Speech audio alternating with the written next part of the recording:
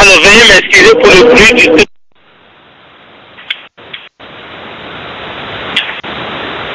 Voilà, donc j'étais en train de dire que nous allons observer quand même une minute pour tous nos décès, tous nos frères que nous avons perdus, nos sœurs, nos enfants qui ont perdu la vue dans cette crise qui a dévasté notre pays. Alors, sans plus tarder, je voudrais commencer avec M. Soumaro et je veux poser la première question. M. Bessou pourra poser la suivante. M. Soumaro, merci d'avoir accepté d'être avec nous. Comme je l'ai dit, hein, je ne vous ai pas invité parce que vous êtes coupable de quoi que ce soit ou bien parce que vous êtes celui qui a été à la base de nos problèmes. Je vous ai invité simplement parce que vous avez une certaine connaissance du mouvement des forces nouvelles que nous n'avons pas. Vous savez pourquoi et comment ça a commencé. Et donc nous disons que si vous êtes là, vous pourrez mieux nous expliquer. Peut-être ça nous permettra de comprendre ce que nous n'avons pas compris sous l'effet de l'émotion, hein, ce que nous n'avons pas compris. Peut-être nous avons jugé un peu trop vite. Et puis cela nous permettra aussi de savoir ce qu'il faut éviter en Côte d'Ivoire dans les années à venir pour ne pas justement se retrouver dans ce genre de situation dans laquelle nous nous retrouvons aujourd'hui. Alors, selon vous, quelles sont les vraies raisons de cette rébellion? D'abord, est-ce que c'était une rébellion ou bien un coup d'État? Et puis, quelles sont les vraies raisons? Merci bien, Madame K, de me faire confiance pour témoigner sur ce qui s'est passé en Côte d'Ivoire ce 19 septembre-là. D'abord, je voudrais préciser, je n'étais pas dans le laboratoire qui a mis en place les idées, qui a confectionné la rébellion, et j'étais même pas parmi ceux qui ont donné le coup d'envoi, si on peut le dire comme ça, de cette rébellion. Je suis jeune, vous le savez certainement. J'étais donc il y a 10 ans de cela, j'étais encore plus jeune. Et à l'époque, j'étais syndicaliste, comme beaucoup de personnes qui participent à cette radio-là.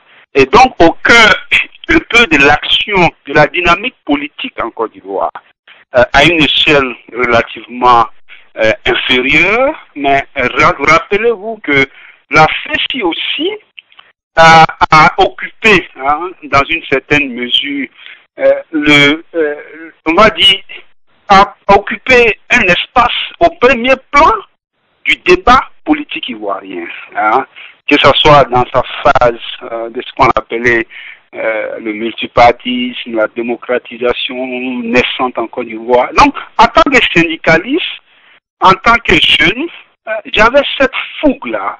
Je ne le dis pas parce que je veux personnaliser le débat, mais j'avais cette envie d'être aussi un aventurier. D'abord, l'aventure a des limites. Le 19 septembre, comme vous, comme tous ceux qui nous écoutent certainement, ou la plupart de ceux qui nous écoutent, on a été tous surpris.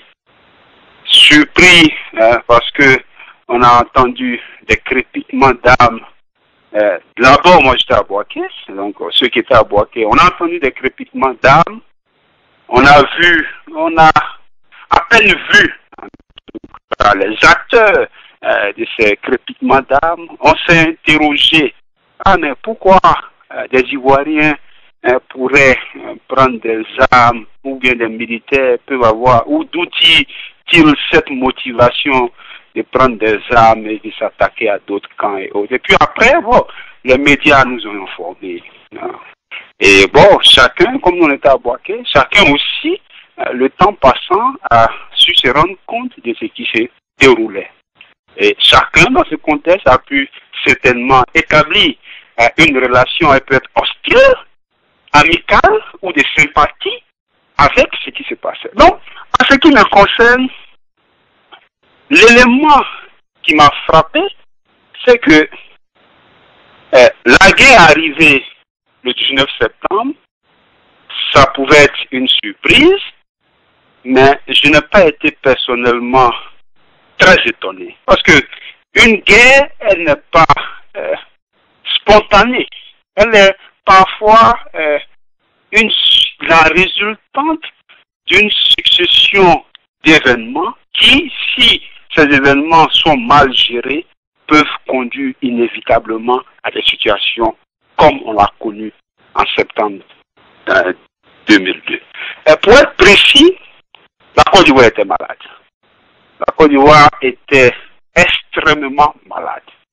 Malade en ce sens que des citoyens ivoiriens, et pas forcément, je ne veux pas tomber dans le jeu de la catégorisation régionale, mais je préfère me limiter au sens strict du terme citoyen.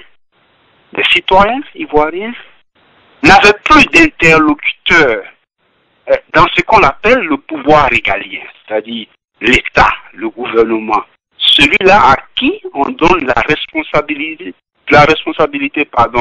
de nous sécuriser, de nous aider à régler nos problèmes sociaux et de nous amener à vivre ensemble.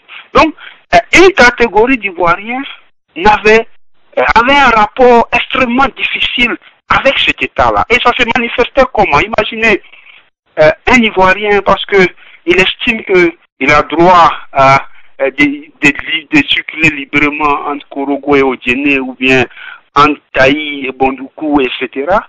Et que bon, pour circuler librement, on a besoin d'une pièce d'identité, par exemple. Et quand cet Ivoirien se dirige vers celui-là, qu'il a chargé lui-même et qu'il entretient à travers l'impôt, de lui octroyer cette pièce d'identité, va vers cette personne-là, et il est traité différemment, il est rejeté. Mais au-delà de la pièce d'identité, la rupture que cette attitude crée, c'est l'insécurité, ne serait-ce que psychologique déjà, du point de vue des Ivoiriens. Pourquoi? Imaginez quelqu'un qui n'est pas capable d'obtenir de sa propre police une pièce d'identité et qui mieux subit des brimades lorsqu'il essaie d'assumer ces mouvements réguliers, mais il se retrouve chez lui face à un voleur. D'accord, M. Soumaro, si on veut aller de façon résumée, donc il y avait le problème des pièces d'identité. Non, ce que je veux dire, c'est que il y avait un problème de justice.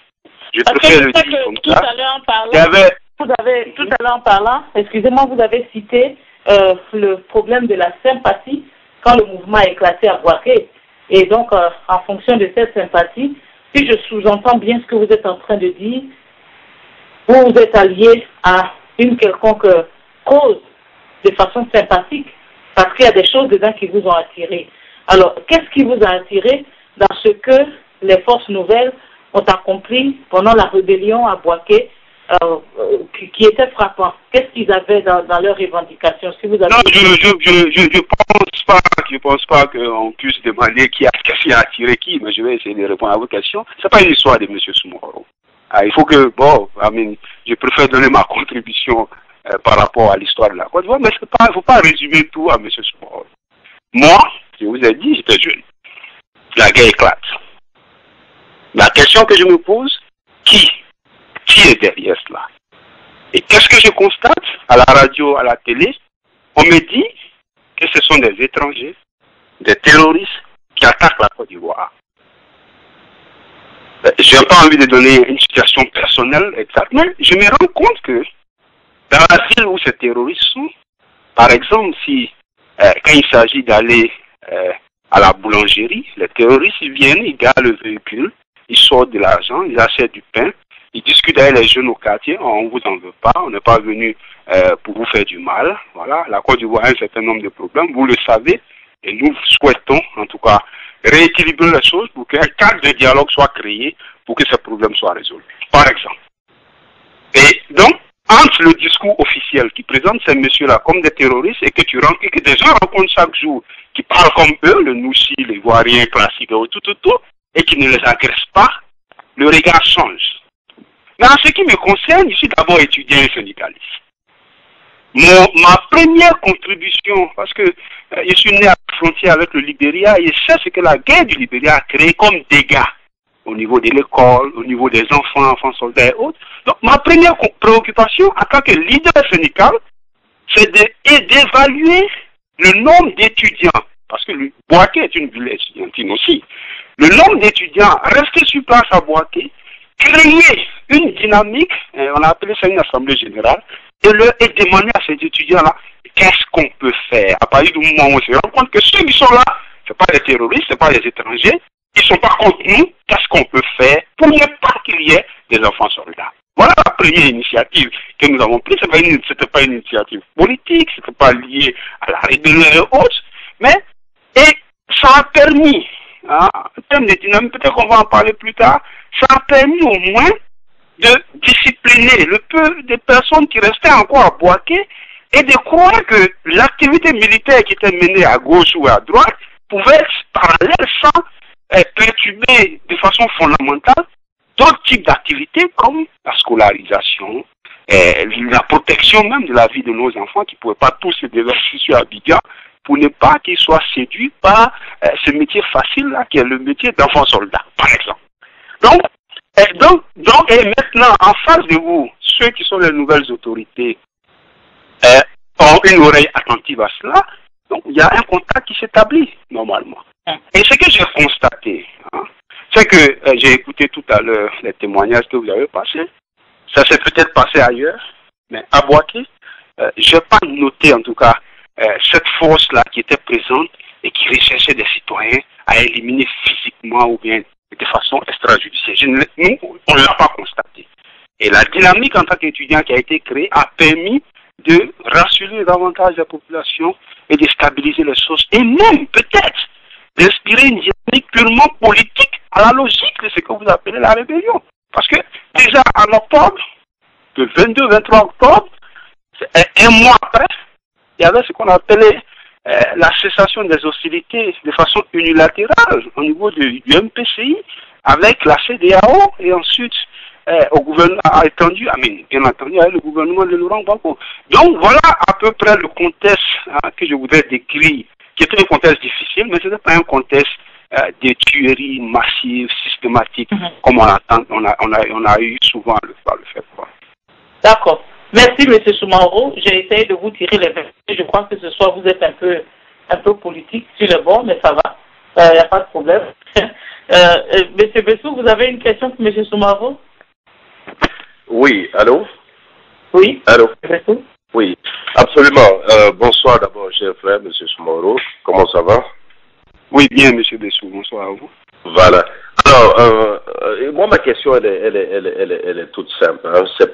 Il ne s'agit pas d'un référendum sur M. Soumahoro ou quoi, mais j'ai vraiment envie de savoir, à la lumière de ce que vous avez décrit peint comme tableau tout à l'heure, vous avez parlé de, par exemple, manque de justice, de brimade, d'interlocuteurs, j'ai bien noté, et de rapports difficiles d'une partie de la population avec les autorités d'alors. Ce qui est peu contestable, et puis bon, ça dépend d'où on se met.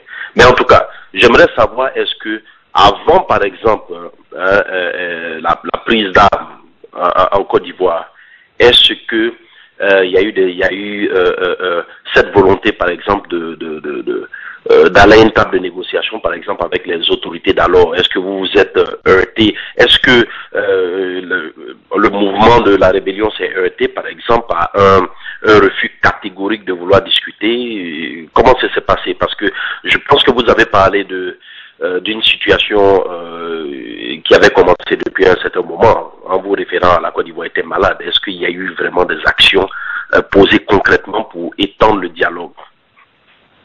Je pense que ça c'est une question difficile, mais c'est une question qui est une très bonne question. Je vais essayer de répondre à ma manière. Je ne sais pas de refaire l'histoire de la Côte d'Ivoire.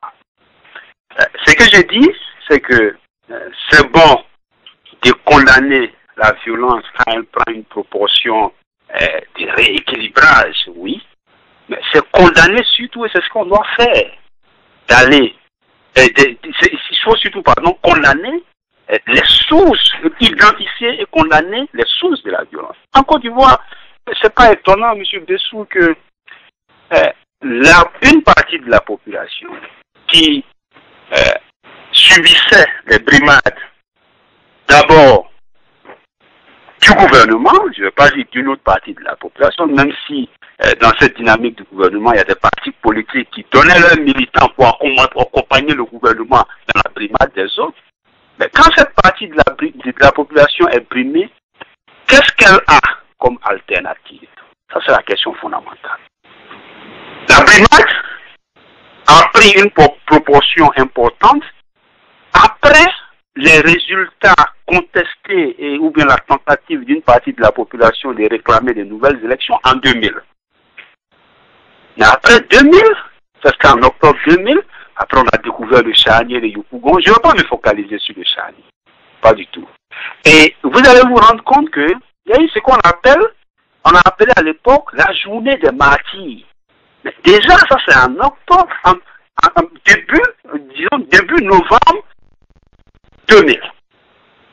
Et à cette journée des martyrs, le président de l'aéroport a tenu un discours, il essayait de calmer les jeux quand la foule l'a conduit à changer son discours et il a suivi la foule. Mais au moins, on avait atteint un certain stade d'accalmie et on espérait que le débat politique, en tout cas l'environnement politique, allait permettre un débat sain. Jusqu'en décembre 2004. En décembre 2004, parce que quand vous dites à des gens, écoutez, vous n'avez pas participé aux élections en 2000, aux élections présidentielles en 2000, c'est pas de notre faute, vous avez revendiqué, on vous a maté, on a eu le charnier, c'est pas grave. Les gens disent, écoutez, nous on veut participer à un processus électoral, élection législative arrive en décembre 2004. Rappelez-vous, M. Ouattara est écarté comme candidat en tant que député et il y a ses partisans manifestent. Mais rappelez-vous aussi comment cette manifestation a été gérée. Elle a été brimée de façon directe, c'est-à-dire quand vous sortez pour aller manifester, on vous sort la police, les militaires, avec des mots d'ordre clairs, élimination physique, mais aussi de manière indirecte, quand vous rentrez chez vous fatigué, des gens viennent vous enlever et vous disparaissez à jamais. Vous comprenez? En janvier, 7 et 8 janvier 2001, il y a semble-t-il une tentative de coup d'État. Mais c'est des militaires qui semble-t-il ont attaqué la RTI. Elle est maîtrisée, elle est matée, je vais dire. Mais les jours qui suivent, c'est des enlèvements à Bobo ou bien dans des îles de l'intérieur, des citoyens qui sont physiquement éliminés. Et mieux, cette politique de stratification ou bien de nettoyage s'étend à l'armée. Et en 2002, quand ça explose, bon, les Ivoiriens peuvent être surpris, mais moi, personnellement, je n'étais pas surpris. Parce que j'estimais que quand le dialogue ou bien l'espace politique ne permet pas à ceux-là qui peuvent contenir des dynamiques violentes de s'exprimer, mais ceux qui aiment la violence, ou bien qui estiment que la violence s'impose, mais ont toute la latitude d'aller utiliser les voies de la violence. Et quand ils viennent, ils vont avoir de la sympathie dans la population qui a été tout le temps. En fait, si vous permettez, je voudrais ajouter à ce que M. Bessou a dit, parce que vous ne répondez pas vraiment à la question de M. Bessou. Vous savez, quand il y a eu le mouvement des Guébiers, il y a eu un représentant qui s'est levé un matin et qui a dit « Nous ne sommes pas contents parce qu'on a donné nos terres aux Baoulés, dans la région de Gagnoa. » C'était M. Krabé Nyabé. Donc le pouvoir savait avec qui discuter. Quand il y a eu le problème du Saint-Oui, le roi du Saint-Oui à l'époque s'est levé et il a dit aux Français, nous sommes un protectorat français, nous voulons notre indépendance, nous ne voulons plus faire partie de la Côte d'Ivoire. Le président Houphouët-Boigny savait avec qui discuter. Même quand en 1900, je ne sais plus moi, 62 ou 69, il y a eu un autre mouvement, non pas 69, dans les années 80, un dernier mouvement du Saint-Oui qui est né au Ghana là-bas, est sorti, Houphouët-Boigny savait avec qui discuter. Mais dans le cas de cette rébellion, justement, comme disait M. Bessou, est-ce qu'il y a eu quelqu'un qui s'est levé un matin pour dire, écoutez, nous sommes tous Ivoiriens et nous, notre région est brimée, nous ne sommes pas d'accord et puis on ne les a pas écoutés. Voilà en fait la question de M. Bessou. Ah non, maintenant, dans ce cas, tel que vous avez présenté aussi la dynamique, vous faites une analyse partielle alors. Vous dites, quand la réforme du Guébi a eu lieu, il y a eu quelqu'un qui a parlé. Mais effectivement, quand la réforme du 19 septembre a eu lieu, Guillaume Soro a dit, Ibrahim Koulibaly a dit, c'est nous. Créer le cadre de discussion. Non, voilà. Donc, dans la révolte, oui, c'est tout ce que vous avez dit.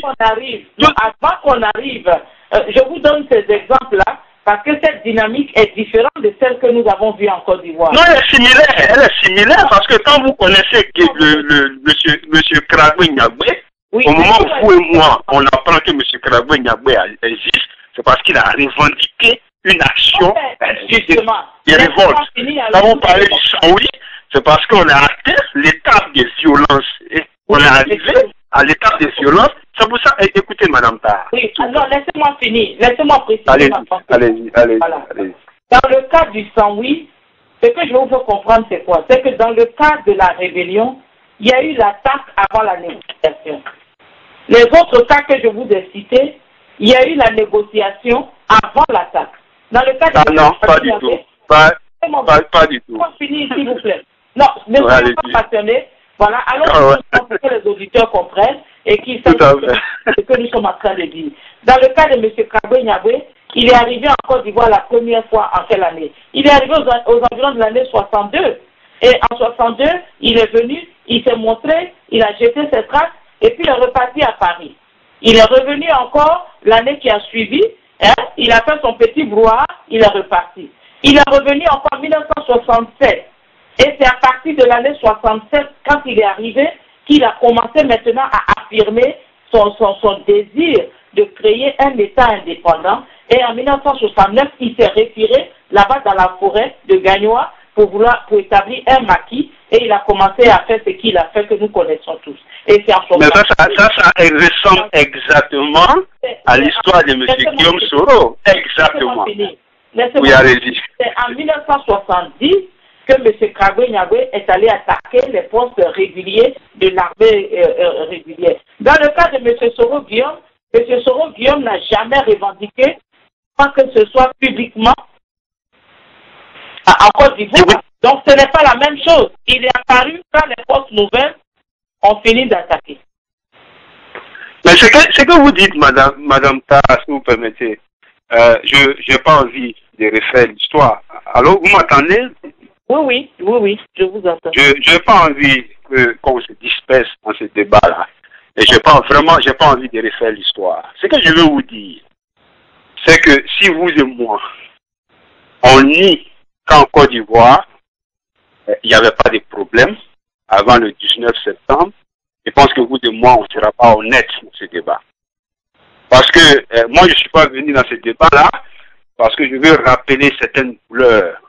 Sinon, j'aurais pu focaliser mon analyse exclusivement sur le charnier de Yopougon, mais qui est une douleur, une horreur, une honte pour la Côte d'Ivoire. Par exemple, j'aurais pu aussi focaliser mes analyses sur toutes ces femmes qui ont été arrêtées et violées en groupe avec l'appui de ceux-là qu'on appelle des policiers, des gendarmes qui sont censés protéger le citoyen lambda. Mais je ne l'ai pas fait parce que j'estime que la dynamique dans laquelle nous sommes, c'est de reconnaître que d'abord la violence, elle n'est pas bonne. La violence, quand vous l'analysez et que vous vous attardez sur son aspect spontané, vous faites une analyse partielle. Mais si vous partez chercher les origines de la violence, je pense que vous faites une analyse beaucoup plus complète qui peut nous permettre d'éviter des scènes de violence comme ce qu'on a connu en septembre 2002. Parce que quand vous parlez, j'ai comme l'impression que une partie de la Côte d'Ivoire s'est réunie à l'unanimité pour dire M. Guillaume Soro venait, Ibrahim Koulibaly venait, tenait ceci, allait faire la guerre à Laurent Gbagbo. Si vous le pensez, c'est pas vrai. Non. M. Guillaume Soro, M. Ibrahim Koulibaly, excusez-moi, j'ai l'impression qu'il y a quelqu'un qui est près de son ordinateur. Donc ça nous donne un écho. Voilà, j'ai aussi l'écho, madame. Voilà. Il y a toujours un écho. Hein. Oui, il y a de l'écho. Je crois qu'il y a quelqu'un qui est à côté de son ordinateur.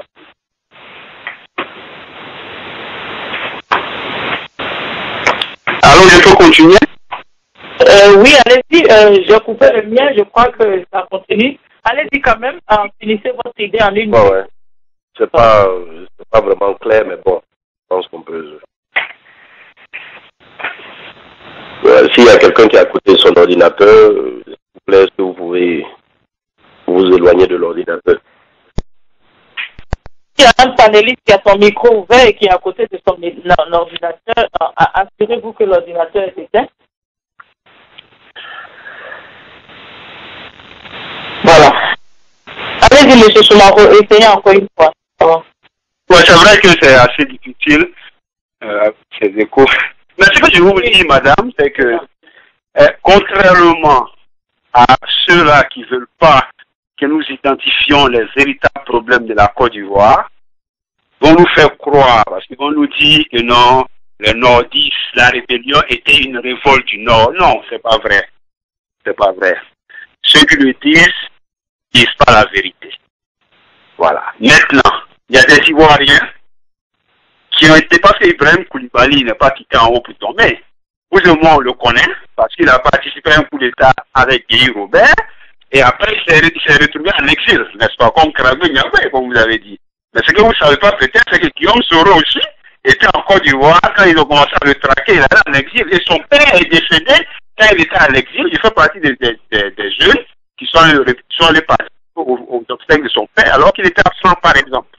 Donc, quand ces messieurs-là qui sont contraints en exil décident de s'organiser pour venir combattre le pouvoir qui les a conduits en exil, mais écoutez, il y a deux choses auxquelles ils doivent s'attendre. Hein. Soit ils sont matés et on n'en parle plus, ou bien ils sont successful dans leur logique, dans leur démarche. Mais étendre cette logique-là et vouloir forcément partager leurs responsabilités avec une certaine population, je pense que ça nous ramène au point de départ, ce qui a créé le problème. Donc, bref, ce que je vais vous dire, c'est que la guerre a eu lieu. Des revendications politiques ont été exposées, des revendications sociales ont été exposées, mais Dieu merci, et c'est pour ça que souvent on dit que la Côte d'Ivoire est un pays béni. Un mois à peine après la guerre, un cadre de dialogue s'est créé. Comme je vous ai dit, il y a deux options. Vous battez la rébellion, on n'en parle plus. Vous échouez, vous créez un cadre, ou bien la rébellion vous marche, on n'en parle plus. Ou bien vous équilibrez vos rapports de force et vous partez à la négociation.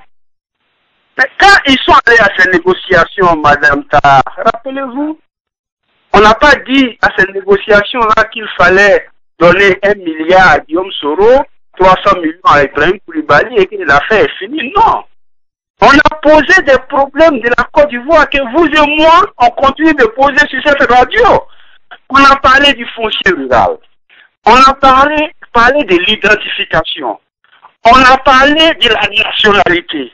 On a parlé des articles conflictuels dans notre constitution. Donc, voilà des dynamiques qui sont réelles et qui existent aujourd'hui, qui ont été abordées et qu'on a parlé ensemble de ce qu'on appelle le respect des droits de l'homme et des principes élémentaires de la démocratie. Mais ça, c'est des problèmes qui étaient typiques et qui sont encore typiques à la Côte d'Ivoire.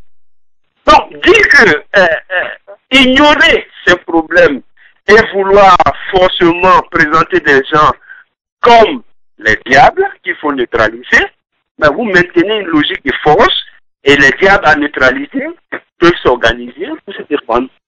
Donc, c'est que... D'accord, monsieur Soumaro, oui, je crois qu'on a bien compris. Je voudrais que vous ayez l'occasion de terminer votre point rapidement en 30 secondes et puis je vais prendre d'autres personnes parce qu'il y a beaucoup d'invités ce soir. Et je sais que vous m'avez fait l'honneur avec votre emploi du temps très chargé d'être là. Voilà. Allez-y, monsieur Soumaro. Mais écoutez, permettez-moi assez rapidement de vous dire que c'est bien de rappeler l'histoire de la Côte d'Ivoire. C'est très bien. Et cette histoire, elle est sale, elle est triste, et les responsabilités sont partagées. Maintenant, on a le droit de regarder droit devant nous dans la vie. Et j'espère que ce soir, dans ce débat, tous les Ivoiriens qui vont venir intervenir, on va se débarrasser un peu de notre passion et mettre au cœur de ce débat-là la Côte d'Ivoire, et surtout l'avenir de la Côte d'Ivoire. Aujourd'hui, on a l'opportunité, je le pense, je le crois, d'avoir un État qui écoute ou bien qui apprend des erreurs du passé et qui donne l'opportunité de mettre la Côte d'Ivoire sur les rails. C'est une opportunité à saisir, il faut la saisir. il faut cultiver la paix entre nous et faire en sorte qu'on tourne définitivement cette base. Je suis encore dans le débat, mais je voudrais à mi-parcours terminer avec ces propos. Je vous remercie. Merci, M. Soumaro. D'ailleurs, ce sont de très bons propos, parce que je crois que ce sera là la finalité. En fait, ce que nous essayons de faire, c'est identifier les causes de cette rébellion pour que demain, en Côte d'Ivoire, nous n'ayons pas une autre rébellion, parce que, comme nous le savons, les mêmes causes produisent les mêmes effets. Alors, je sais que M. Touré demain est là.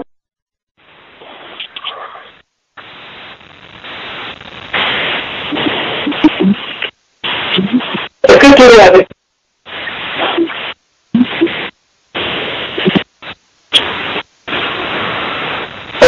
Je crois qu'il ne répond pas. Jacques, je ne sais pas si son micro est ouvert.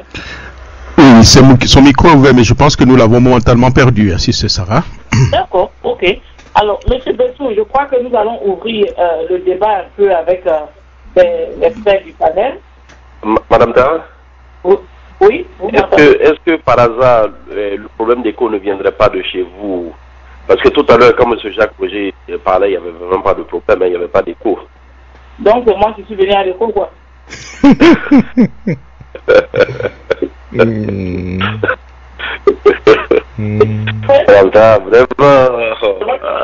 Tu veux dire à l'écho. Non, ben écoutez, vos computers est éteint. Non, je ne sais pas, je demande, mais en tout cas, quand le maestro a parlé tout à l'heure, il n'y avait pas de problème. Il faut demander à Jacques, c'est lui le technicien, il faut qu'il nous explique d'où vient l'écho. Allô? Bon, enfin, je ne sais pas d'où vient l'écho, hein. Mais c'est pas grave. Je vais essayer d'identifier. Si on ferme toutes les lignes et qu'on les ouvre au fur et à mesure. Absolument. Oui, mais c'est bizarre. Je crois qu'à notre niveau ici, nous n'entendons pas certainement l'écho. Hein. Je pense, je ne sais pas.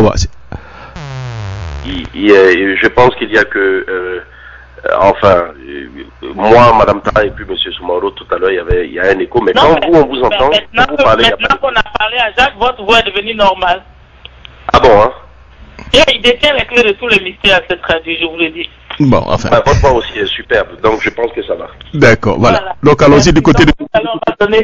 On va donner l'occasion à M. Soumaro de revenir, de préciser sa pensée, parce que je crois qu'on a été embrouillé un peu par l'écho.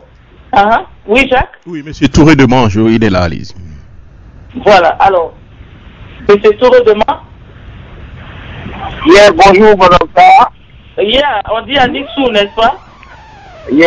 Inoula. Ah, ok, voilà. Ça, c'est quelle ethnie, ça? Comment ça va? Inoula, mais c'est malinqué. Tu sais pas, ça, Anissou, là, c'est malien, ça, là. Faut parler guerrier, faut parler à Inoula, là, ça, là. Il y a pas de problème. Est-ce qu'il y a la rébellion derrière ça? Allez-y. Alors, je suis content de vous avoir. On rigole un peu pour détendre l'atmosphère. Bonsoir, bonne arrivée à l'émission Réflexion. La grande question ce soir, elle est unique. Hein. C'est la même question pour tout le monde. Ça fait 10 ans que la Côte d'Ivoire a connu la rébellion. Vous, en tant qu'Ivoirien, vous regardez aujourd'hui la Côte d'Ivoire, vous regardez la Côte d'Ivoire sous Laurent Gbagbo, vous regardez la Côte d'Ivoire quand la rébellion est entrée en Côte d'Ivoire. Et aujourd'hui, M. Ouattara, qu'est-ce que ça a changé dans la vie des Ivoiriens? Qu'est-ce que la rébellion nous a apporté, M. Touré de Manche? Je vous remercie de m'avoir donné l'antenne. Bon, au début, vous avez dit à nous tous d'avoir une minute de silence. Ça, c'était joli à voir. Je vous remercie pour ça. Vous savez, la rébellion, toute guerre dans le monde entier n'est pas bien. Mais c'est à la suite de quelque chose que d'autres gens se prennent des armes. Vous savez, il faut qu'on soit sincère. Hein. Nous, Malinqués, en Côte d'Ivoire, commencer par, comment on appelle, depuis dans le temps après le feu Boigny, dans le temps des choses, comme on appelle Pédier, ils avaient commencé à nous marginaliser. C'est une réalité parce qu'il faut qu'on soit sincère. Vous et moi, on va à l'école ensemble. Nous avons grandi ensemble. Tu le sais, je le sais que tu es ivoirienne et je suis un Ivoirien, vous le saviez. Alors on rentre dans un camp ensemble, des Mans ou bien de Guinée à Abidjan. quand les policiers entrent dans les cas, ils vous demandent votre pièce d'identité, qui est normale partout en Afrique. Alors, vous donnez votre carte d'identité à un agent qui regarde votre carte d'identité, qui vous traite déjà d'étranger. Alors, vous savez, c'est très grave. Il faut qu'on se dise la vérité.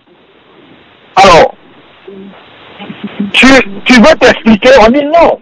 Où tu as eu cette carte d'identité? Tu n'es pas ivoirien. Ton nom Touré Moussa, là, ou Touré Abou, ou Touré Almomi.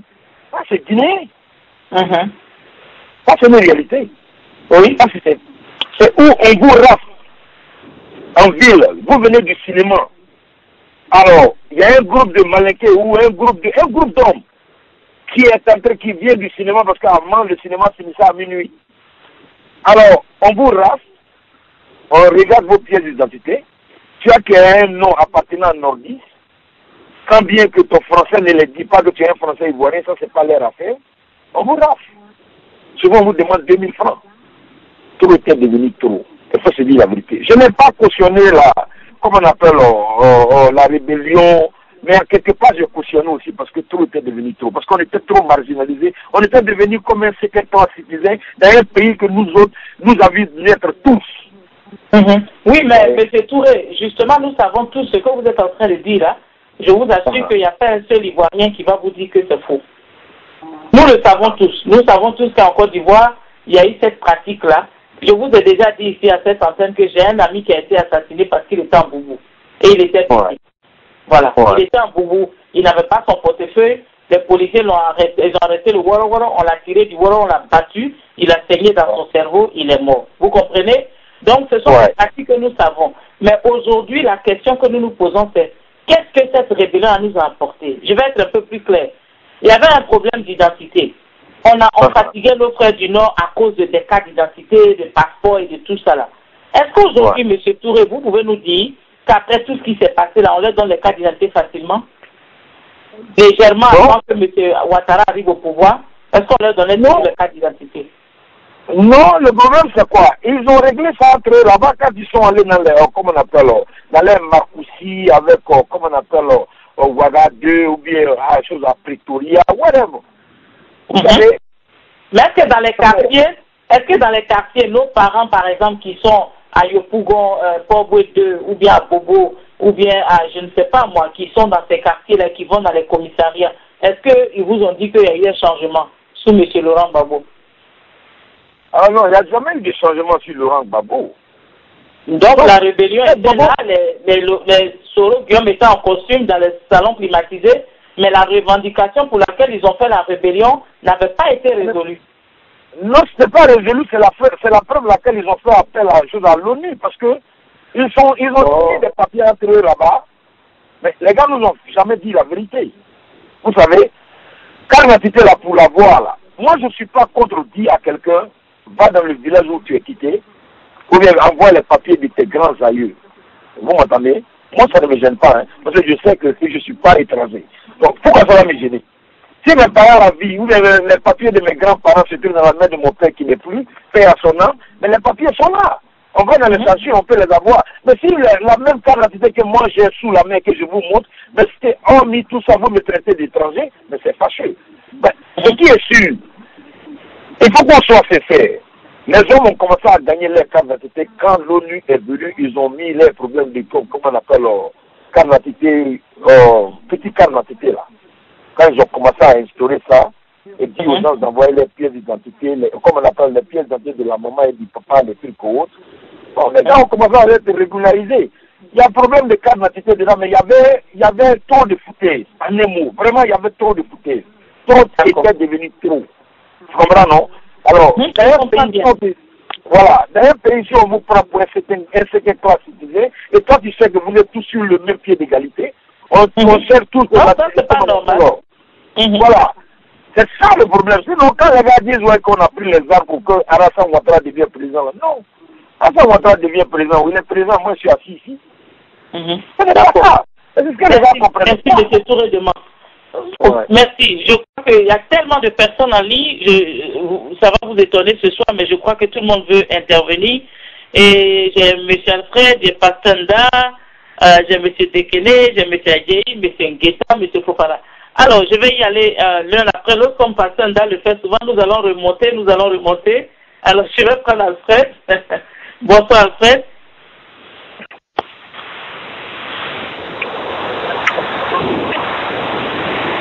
Alfred? Je pense qu'on l'a perdu, hein. Bon, oui, ce soir, on ne va pas vraiment traîner le temps à appeler les gens. Hein. Celui qui n'est pas là, on le remplace tout de suite. C'est la nouvelle démocratie. Le train est en marche. Celui qui ne saute pas dedans, nous, on avance. N'est-ce pas, M. Bédou? Madame Sarr. Madame Sarr. Voilà, bonsoir, Passanda. J'espère que Passanda, lui, il est là. Et j'espère que M. Alfred ne va pas mettre le coup d'encore. Allô?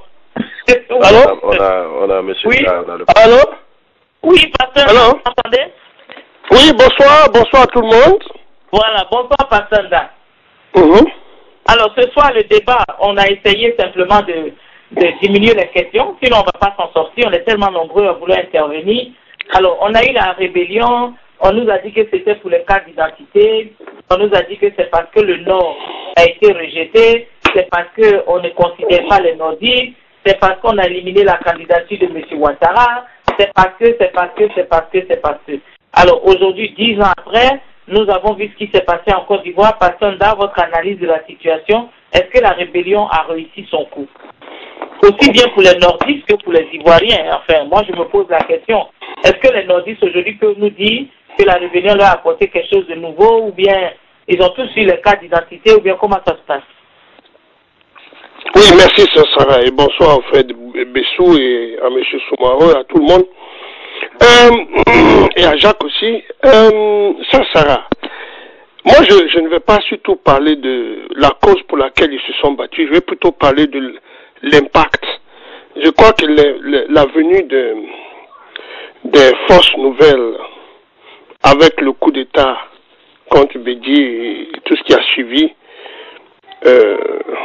a entraîné ce qu'on appelle une véritable dégradation des mœurs en Côte d'Ivoire. Et surtout une violence inouïe, où il y a eu quand même beaucoup de gens de tous les bords. Ce n'est pas seulement d'un côté, hein, d'une région ou d'une autre.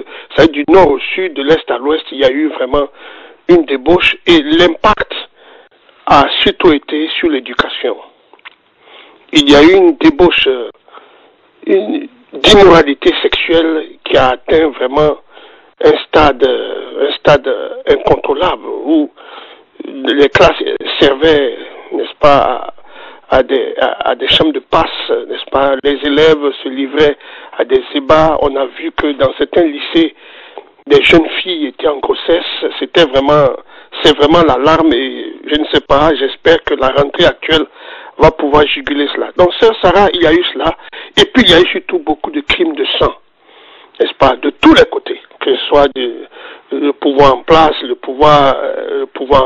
que ce soit au niveau des militaires, que ce soit au niveau des forces rebelles. Il y a eu entre ces deux camps-là beaucoup de violence et beaucoup de blessures qui, j'espère, un jour vont pouvoir se cicatriser.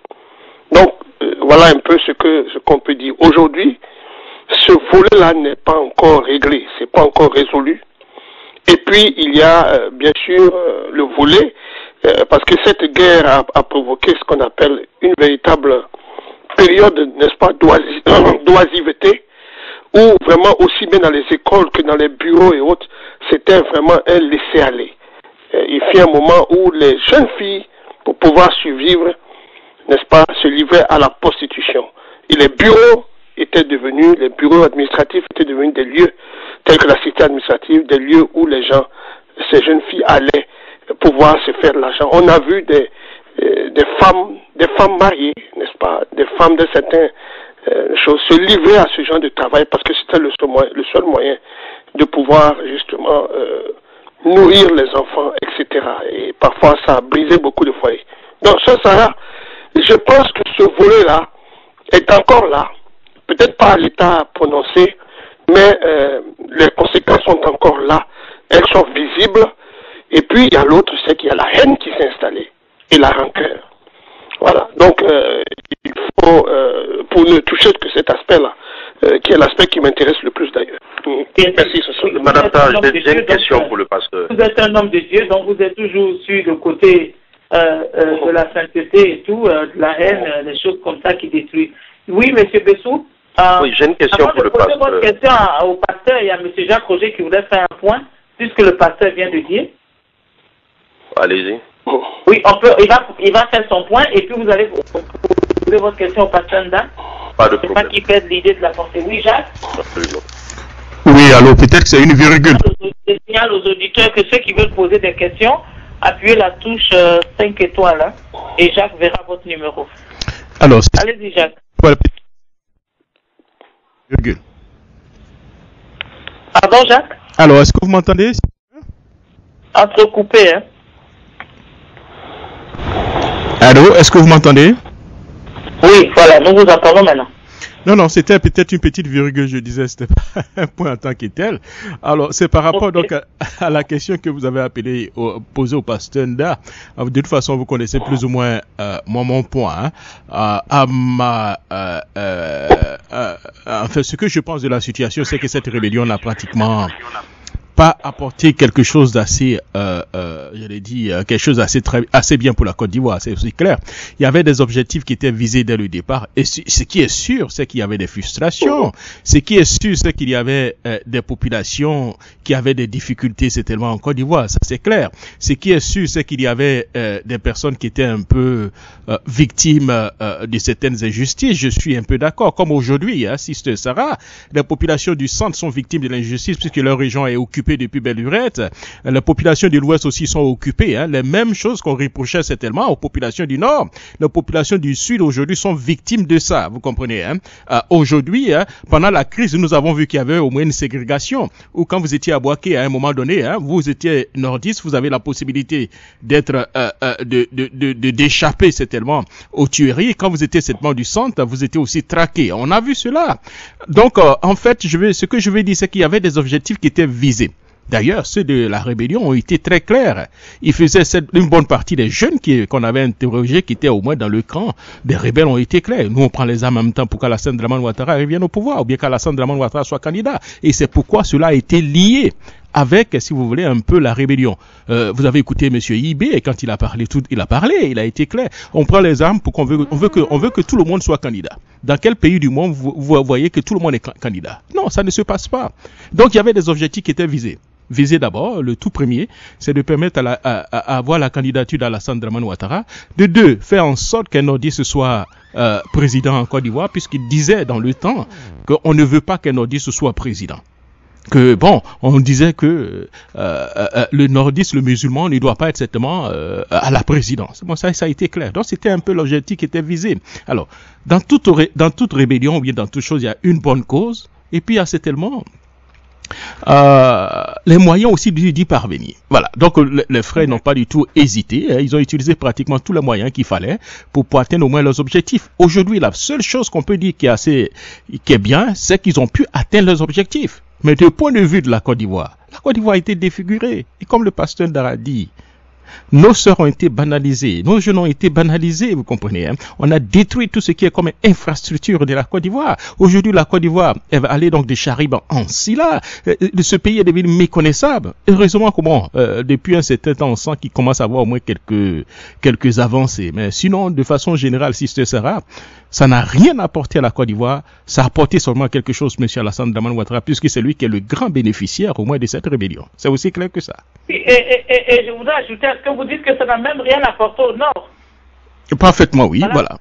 La partie la plus triste de l'histoire, c'est que même au Nord, qui a soutenu cette rébellion, qui a accueilli la rébellion, ils sont passés par là.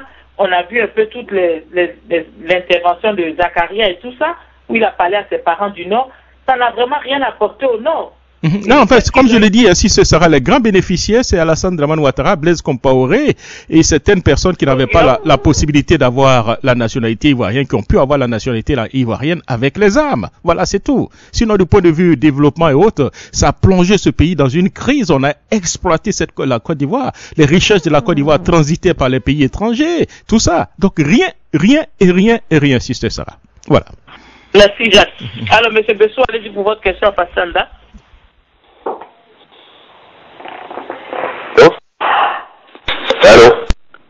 Oui, monsieur Bessou. Oui, vous m'entendez?